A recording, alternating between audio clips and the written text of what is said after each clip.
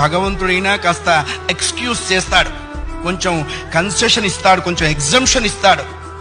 కర్మ చస్తే ఇవ్వరు. 1000 ఆవులు 1000 దూడలు ఉన్నాయి.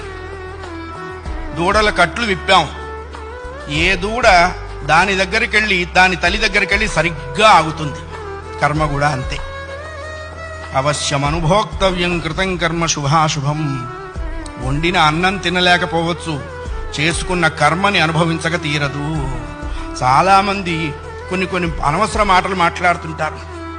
బ్రతకదలుచుకోలేదు, చచ్చిపోదాం అనుకుంటున్నా. చావునేటువంటిది ఏదో ఏటీఎం కార్డు పెట్టంగానే డబ్బులు వచ్చినంత ఈజీ అనుకుంటాడు.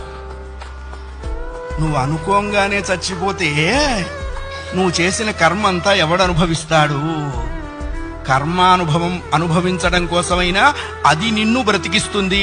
నీ ఇండివిడ్యువల్ ఐడియాస్తో నువ్వు బ్రతకవో.